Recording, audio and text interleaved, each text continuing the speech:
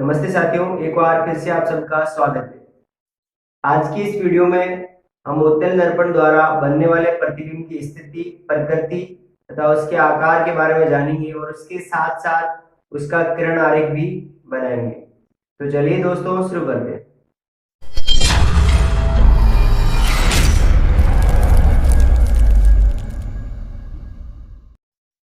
Board की तरफ देखिएगा, आपके सामने दो डायग्राम बने हुए हैं, दो उत्तल दर्पण बने हुए हैं। ठीक है, ये दोनों के दोनों कौन से दर्पण है? उत्तल दर्पण है।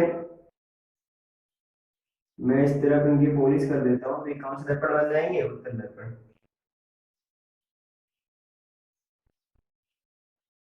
अब देखिएगा, किसी भी उत्तल दर्पण द्वारा दो प्रकार के या दो स्थितियों में किसी बिंब के प्रतिबिंब बनते हैं। और दो स्थितियां कौन कौन सी, उनको ध्यान से देखिएगा। सबसे नंबर वन, जब बिंब अनंत पर हो। जब बिंब कहाँ हो? अनंत पर।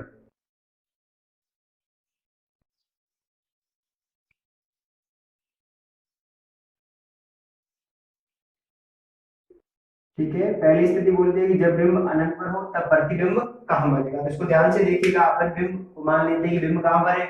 अनंत पर। लेकिन उससे पहले आपके सामने एक उत्तल दर्पण बना हुआ है, और ये उत्तल दर्पण का हो जाएगा वक्रता केंद्र, और इसके बीच में यहाँ पर आपके हो जाएगा मुख्य फोकस, और ये आपके हो जाएगा ध्रुव।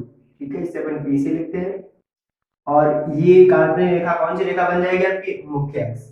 अगर मानते हैं कि बिंब जो है वो कहां पर है? अनंत पर है। और जब बिंब अनंत पर होता है तो अपन मुख्य अक्ष के समांतर दो समांतर रेखा लेते हैं। तो अपन दो समांतर रेखा ले रहे हैं मुख्य अक्ष के समांतर, कुछ इस प्रकार से। ये दोनों रेखाएं मुख्य अक्ष के समांतर भी है और एक दूसरे के समांतर भी है। इस प्रकार से ये किरण मुख्य अक्ष पर आपतित होगी। और हम जानते हैं कि उत्तल दर्पण में मुख्य अक्ष के समांतर आपतित होने वाली प्रकाश किरण परावर्तन के पश्चात मुख्य फोकस से गुजरती हुई प्रतीत होती है। तो यहां से ये परावर्तित हो जाएगी। लेकिन जब आप इसे पीछे की तरफ मिलाओगे या बढ़ाओगे तो आपको ऐसा लगेगा कि मुख्य फोकस से ही गुजर रही है। ठीक है, अब इस प्रकार से अपन दूसरी प्रकाश की किरण ले रहे हैं, जो भी मुख्य अक्ष के क्या है? समांतर है। ठीक है, अब ये भी क्या होगी? परावर्तन के पश्चात कुछ इस तरीके से परावर्तित हो जाएगी। लेकिन इस परावर्तित किरण को जो आप पीछे की ओर बढ़ाओगे तो ये किरण कहां से निकल रही है? मुख्य फोकस से। ठीक है, अब दोनों परावर्तित किरणें आपको मुख्य फोकस पर एक दूसरे को प्रतिच्छेद करती हुई प्रतीत हो रही है। तो इसका मतलब प्रतिबिंब कहां बनेगा? मुख्य फोकस पर। ठीक है, तो ध्यान से देखिएगा, अपने को कौन कौन सी चीजों के बारे में पता लगाना होता है। तो यहाँ प्रतिबिंब के बारे में, ठीक है, यानी नंबर वन अपने को पता होना चाहिए प्रतिबिंब की स्थिति, कि प्रतिबिंब कहाँ बन रहा है। और दो नंबर अपने को जानना पड़ता है कि प्रतिबिंब का आकार कैसा है।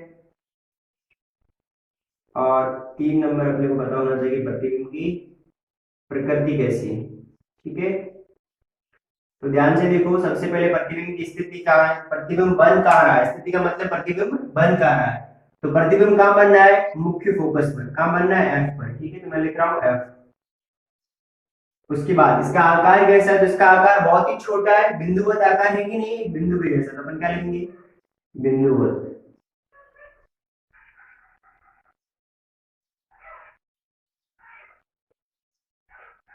उसके बाद इसकी प्रकृति देखिएगा, प्रकृति कैसी है। तो उत्तल दर्पण द्वारा जो प्रतिबिंब बनता है उसकी प्रकृति होती है आभासी तथा सीधा। आभासी तथा कैसा बनेगा वो? सीधा। ठीक है, आभासी के साथ साथ वो सीधा बनेगा। ठीक है, तो ये पहली स्थिति हो गई। पहली स्थिति क्या कहते हैं कि जब बिंब अनंत पर हो तो प्रतिबिंब आपके मुख्य फोकस पर बनेगा, प्रतिबिंब का आकार बिंदुवत होगा, प्रतिबिंब की प्रकृति कैसी होगी? वो आभासी तथा सीधा होगा। ठीक है, तो ये इसका किरण आरेख है। आप दूसरा देखिएगा। दूसरी कंडीशन देखो क्या होती है। दूसरी कंडीशन है कि जब बिंब दर्पण के सामने हो। जब बिंब दर्पण के सामने हो, दर्पण के सामने,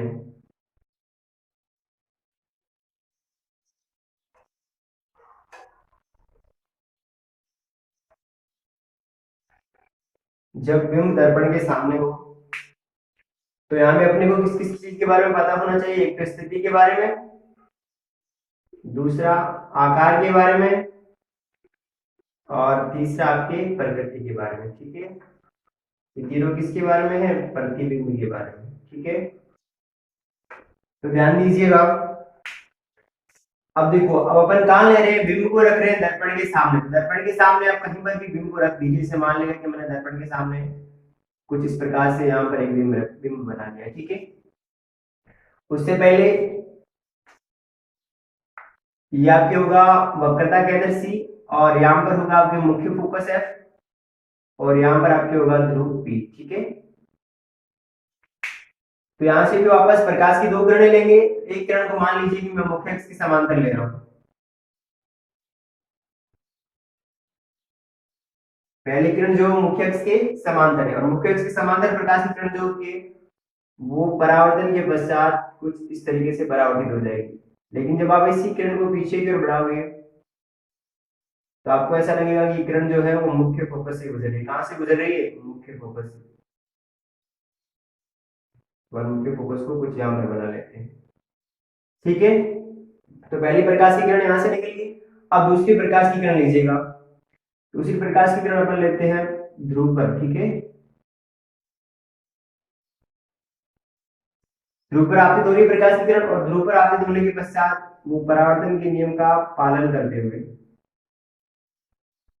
कुछ इस प्रकार से गुजर जाएगी। ठीक है, ये प्रकाश की किरण यहाँ से आपतित हो रही है और यहाँ से परावर्तित हो रही है। ये भी यहाँ से आपतित हो रही है और यहाँ से परावर्तित हो रही है। अब देखिएगा, इस परावर्तित किरण को जब आप पीछे की तरफ मिलाओगे या पीछे की तरफ बढ़ाओगे तो दोनों परावर्तित किरणें एक दूसरे को एक बिंदु पे प्रतिच्छेद करेंगी। कर रही है? तो जिस बिंदु पर दोनों किरणें एक दूसरे को प्रतिच्छेद कर रही है उस बिंदु पर आपके इधर बन जाएगा प्रतिबिंब। ठीक है, अगर आपने इसे ए बी माना है तो ये भी आपकी क्या होगा? ए बी ही होगा। ठीक है, अब देखिएगा इसकी स्थिति, आकार और प्रकृति के बारे में। तो सबसे पहले देखो स्थिति, प्रतिबिंब बन कहाँ रहा है? तो प्रतिबिंब बन रहा है ध्रुव तथा मुख्य फोकस के बीच। तो अपन क्या लिखेंगे? ध्रुव, ठीक है, तथा मुख्य फोकस कौन सा? एफ, एफ के बीच। ठीक है, तो प्रतिबिंब की स्थिति हो गई ध्रुव तथा मुख्य फोकस के बीच। दूसरा, प्रतिबिंब का आकार कैसा है? तो देखो, आपके पास बिंब इतना बड़ा था लेकिन प्रतिबिंब बिंब से छोटा बना कि नहीं बना? तो अपन क्या लिखेंगे? बिंब से छोटा।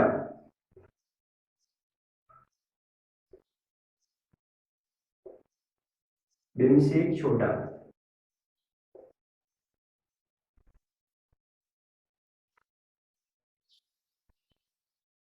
अब इसके बाद अगला है प्रकृति के बारे में। देखो, प्रतिबिंब सीधा बन रहा है और मैं आपको बता चुका हूं कि जब प्रतिबिंब सीधा बनता है तो साथ साथ कैसा होता है? आभासी होता है। तो प्रकृति क्या होगी? आभासी तथा सीधा। आभासी तथा सीधा।